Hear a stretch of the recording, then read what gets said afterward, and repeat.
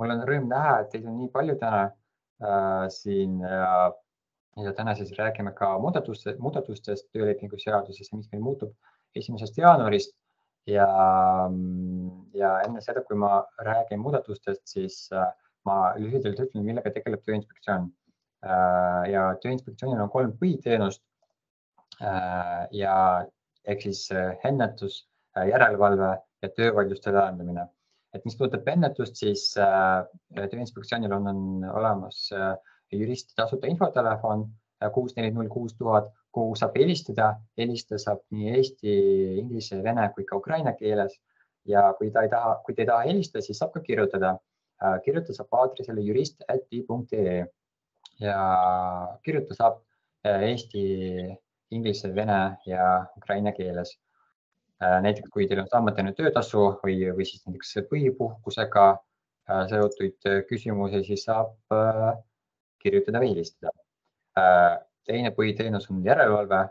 Näiteks kui ettevõttes on probleeme või küsimusi tööajaga või puhkeajaga või näiteks ei ole töölepingut kirjalikus vormis, siis saab kirjutada vihje@ti.ee aadressile. Ja 3. põhiteenus on töövaidluste lahendamine ja näiteks kui teil on tööandjaga on eriarvamus mingis küsimuses, siis saab pöörduda ka töövaidluskomisjoni poole.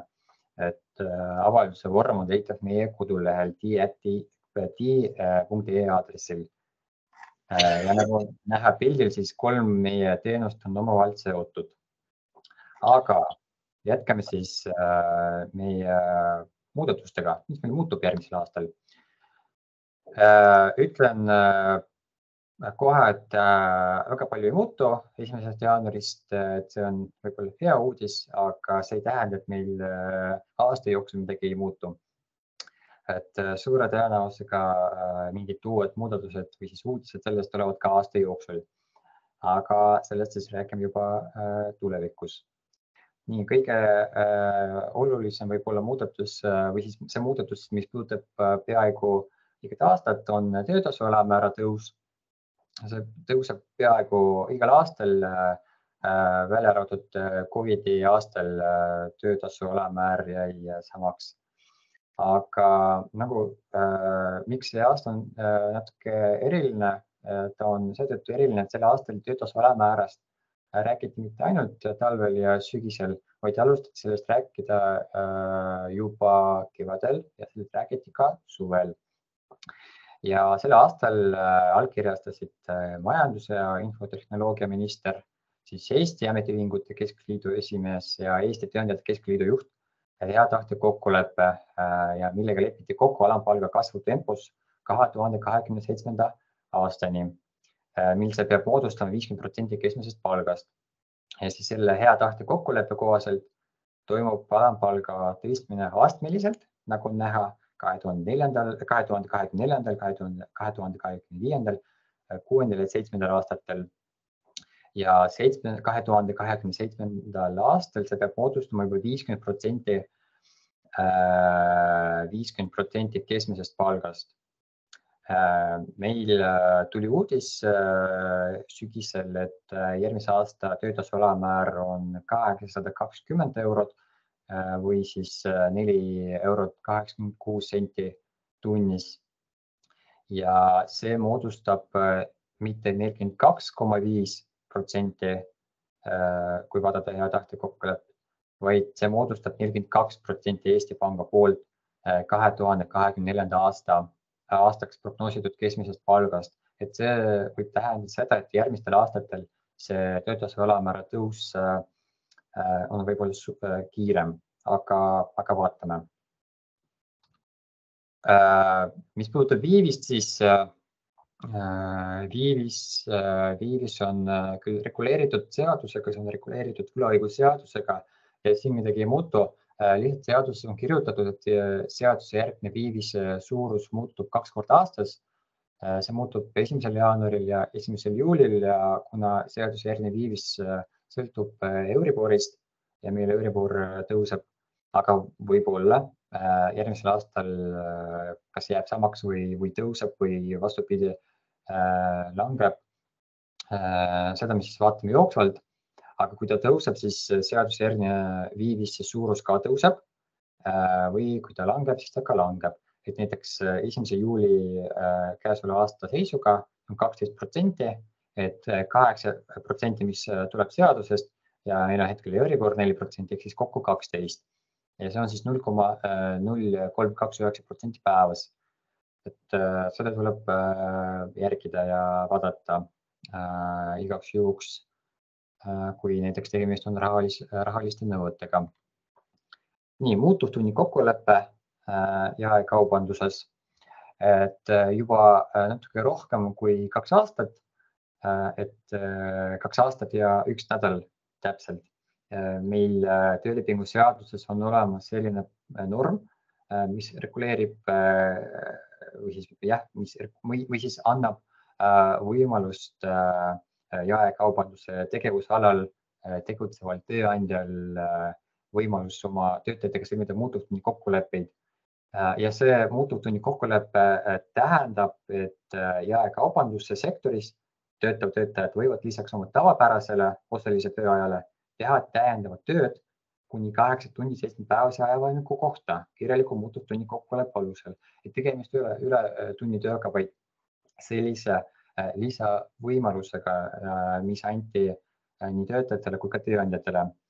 Ja kuna tegemist oli pilootprojektiga ja see muutub kehtetuks alates järgmise aasta 15. juunist, siis hetkel Majandus- ja Kommunikatsiooniministeerium arutab, kas seda regulatsiooni saab või siis tuleb, kui tuleb, siis kuidas muuta. Ja suure tõenäosusega, et midagi muutub. Hetkel Majandus- ja Kommunikatsiooniministeeriumil käivad arutelud nii ametiühingutega kui ka tööandjatega, kuidas seda saab paindlikumaks muuta.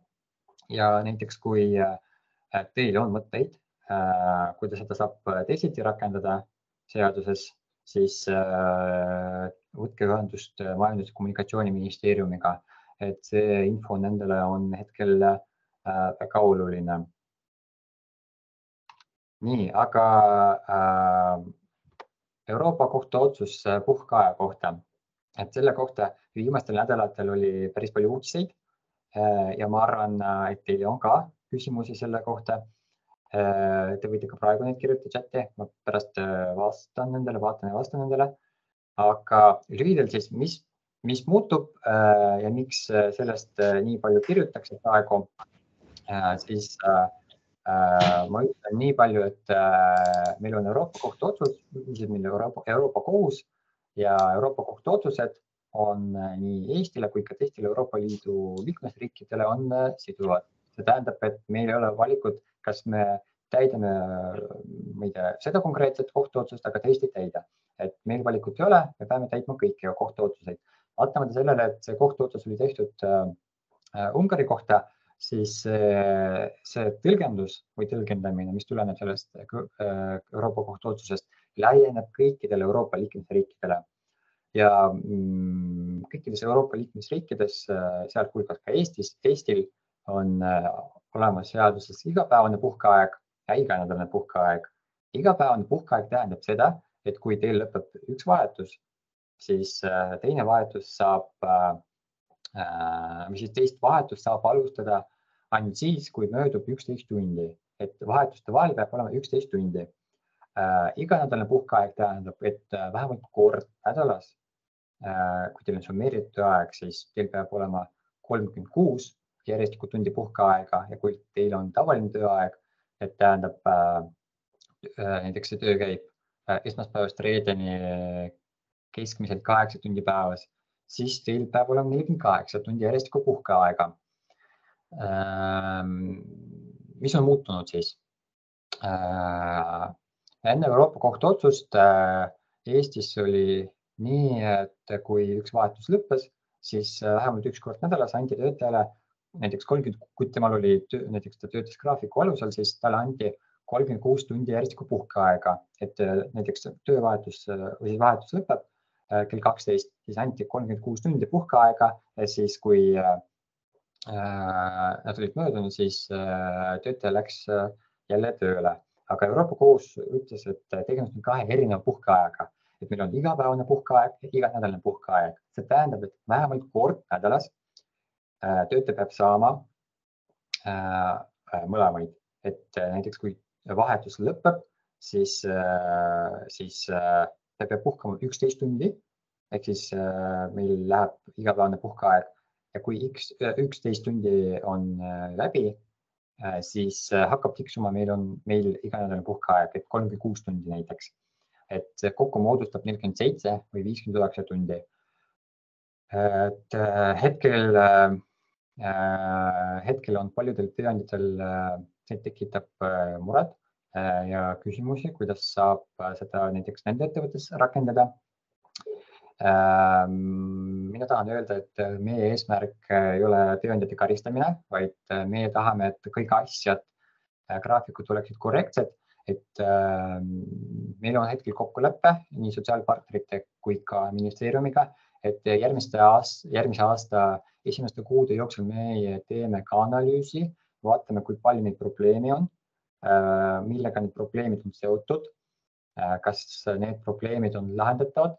Ja siis teeme analüüsi ja siis selle põhjal saab ka järeldusi juba teha. Aga see tähendab, et juba täna, kuna see Euroopa Kohtu otsus on juba jõustunud, siis juba täna tuleb seda järgida ja lähtuda sellest uuest tõlgendamisest. Ja kui teil on küsimusi, näiteks teil on konkreetne graafik, et teil on ka mure või siis te ei saa täpselt aru, kuidas saab teisiti teha, siis te saate kirjutada meile, pigem kirjutage ja saate ka lisada oma töögraafiku ja kirjutage jurist@fi.ee aadressile ja siis me saame koos teiega vaadata. Et tahan rõhutada, et meie eesmärk just mitte tööandjate karistamine, vaid et asjad oleksid korrektsed. Ja hetkel me keskendume just nõustamisele. Nii, mis veel meil muutub järgmise aasta 1. jaanuarist, mis puudutab võrdset kohtlemist, siis alates 1. jaanuarist nüüd hakatakse sõlmima abielu kahe füüsilise isiku vahel, mitte ainult mehe ja naise vahel, vaid ka naise ja naise vahel ja mehe vahel. Ja see avaldab mõju ka töölepingu seadusele, eelkõige mõju isapuhkusele ja lapsepuhkusele. Mis puudutab lapsepuhkust, siis seal on selline ainult grammatiline muudatus, et kui hetkel on kirjutatud, et õigus lapsepuhkusele on emal ja isal, siis 1. jaanuarist õigus lapsepuhkusele on mõlemal vanemal. Mis puudutab isapuhkust, siis kui hetkel lapse bioloogilisel emal on õigust kasutada emapuhkust, aga lapse bioloogilisel isal on võimalik kasutada isapuhkust, siis see jääb samaks ka 1. jaanuarist. Aga mis muutub see, et nüüd tekib õigus isapuhkusele ka naistel, näiteks kui paar koosneb 2 naisest, üks naine on lapse bioloogiline ema, teine vanem, siis sellel naisel, kes sünnitab last, temal on õigus kasutada emapuhkust, aga sellel teisel naisel on õigus kasutada isapuhkust. Isapuhkus on meil 30 kalendripäeva. Kui paar on isa ja isa, ehk 2 meest, kui üks isadest on lapse bioloogiline isa, siis ta saab kasutada isapuhkust. Teine isa, kui ükski nendest meestest ei ole selle lapse bioloogiline isa, näiteks see laps on adopteeritud, siis isapuhkust mõlemad kasutada ei saa. Küll nad saavad kasutada lapsendajapuhkust. Mis puudutab seda kolmandat rida mõju isikutele, kellel on õigus taotleda puhkust sobival ajal, et seal ka muutub sõnastus ja kuna 1. jaanuarist paar võib koosneda ametlikult ka 2 naisest, siis näiteks ka naistel tekib õigus kasutada isapuhkust, siis seal seoses sellega muutub ka natuke sõnastus. Mis puudutab proovipäeva, et aeg-ajalt räägitakse proovitööst ja proovipäevast, et proovitöö on selline mõiste, mida seaduses ei ole, aga see tähendab, et töötaja tuleb, teeb tööd, vaatab, kas see töö sobib talle, tööandja vaatab, kas see töötaja sobib talle, siis näiteks keegi neist otsustab, et see töö ei sobi, ja lahkub, tavaliselt juhtub nii, et väga tihti, et töötaja ei saa töötasu selle päeva eest. Aga see on natuke teine olukord. Meil on ka proovipäev kui tööturuteenus, mida pakub Töötukassa.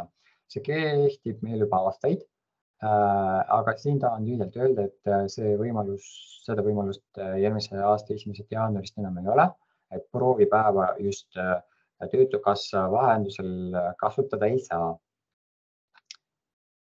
Koolide ja lasteaedade üleminek eesti keelele. Siin mõju töölepingu seadusele ei ole, aga kuna paljud koolid pöörduvad ka meie poole, mis alusel tuleb õpetajaga lõpetada töösuhteid, siis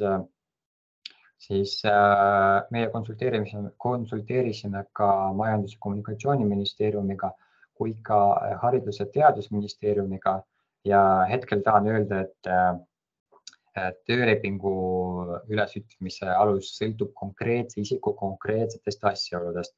Ja see asjaolu, et üleminek eestikeelsele haridusele hakkab toimuma kõikides Eesti koolides, ei tähenda, et tuleb lähtuda kõikides olukordades ühest ja samast alusest. See tähendab, et tuleb vaadata konkreetseid asjaolusid, et meie seisukoht on see, et on olukordi, kus töötajaga saab lõpetada koondamise alusel, et see on siis töölepingu seaduse paragrahv 89 lõige 1. On olukordi, kus saab lõpetada töövõime vähenemise paragrahvi alusel, et see on siis töölepingu seaduse paragrahv 88 lõige 1 punkt 2. Ja on olukordi, kus on võimalik lõpetada ka selle alusel, kui töötaja eirab tööandja korraldusi või rikub oma töökohustusi, et töölepingu seaduse paragrahv 88 lõige 1 punkt 3. Ja kui näiteks meil siin keegi kuulajatest on haridusasutusest, temal on küsimusi, mis alusel tuleb lõpetada, siis ma soovitan ka kirjutada meile, kirjeldada seda olukorda, mis tingimustel oli sõlmitud tööleping, milles oli kokku lepitud, kuidas töö käis, ja siis me saame vastata, sest tegelikult need olukorrad on väga erinevad. Et koolides on ka psühholoogid, sotsiaaltöötajad, logopeedid, lasteaiaõpetajad, siis meil on keemia, füüsika, matemaatika õpetajad, et need olukorrad on väga erinevad ja seal on ka väga erinevad lähenemised. Ja lühidalt ütlen, sellest ma ei taha palju rääkida, aga mis meil võib-olla muutub tulevikus, et meil on 3 hetkel sellist suurt teemat. See ei puuduta järgmist aastat, see pigem puudutab juba 2025, 2026 ja 2027 aastat. Et meil on Euroopa Parlamendi määrus sunniviisilise töö kohta. See tähendab, et kui üks Euroopa liikmesriikidest leiab, et see toode või kaup on tehtud sunniviisilise töö või tööalase ärakasutamise tagajärjel, siis kõik Euroopa Liidu liikmesriigid peavad seda toodet näiteks eemaldama oma poodidest ja ühesõnaga see peab olema eemaldatud siseturult. Siis Euroopa Parlamendi direktiiv platvormitöö kohta. Platvormitööst juba räägitakse 3 aastat vähemalt, kui mitte rohkem. Et hetkel ei ole teada, kas võetakse vastu või mitte. Kui võetakse vastu, siis suure tõenäosusega kõik need, kes töötavad platvormi kaudu või osutavad teenust pigem, siis nende võlaõiguslik suhe muutub töölepinguliseks. Aga hetkel direktiiv ei ole vastu võetud ja hetkel ei ole teada, millal võetakse vastu. Siis kolmas on Euroopa Parlamendi direktiiv palkade läbipaistvuse kohta, et niinimetatud palgapeegel. Palgapeegel tähendab seda, et tööandjal tuleb oma organisatsioonis läbi mõelda palgastruktuurid, siis tööle kandideerijale tuleb anda infot palgataseme või palgavahemiku kohta enne tööintervjuud. Ja lisaks tuleb töötajatele kättesaadavaks teha kriteeriumid, mille alusel nende palk kujuneb. Ja töötajatel on õigus saada lisateavet oma individuaalse palgataseme ja temaga võrdsed või võrdväärsed tööd tegevate töötajate keskmise palgataseme kohta. Ja lisaks sellele vähemalt 100 töötajaga organisatsioonidel tuleb hakata avaldama andmeid organisatsioonisisese soolise palgalõhe kohta. Praegu ma lõpetan, ütlen ka seda, et vaadake infot meie kodulehel ja tööeluportaalil. Kui teil on küsimusi, helistage 6406000, kui teil on küsimusi, saab ka kirjutada jurist.fi.ee, et kasutage ka meie iseteenindust portaali. Ja kui teie olete näiteks tööandja esindaja, siis saab ka kutsuda töökeskkonna konsultandi oma ettevõttesse. Et see on see isik, kes annab teie ettevõttele soovituse, kuidas saab teie töökeskkonda teha paremaks. Nii, aga ma tänan kuulamise eest ja ma hakkan vaatama, kas keegi midagi küsis, kirjutas. Või ma näen, et küsimusi päris palju. Aga ma võtan siis ükshaaval.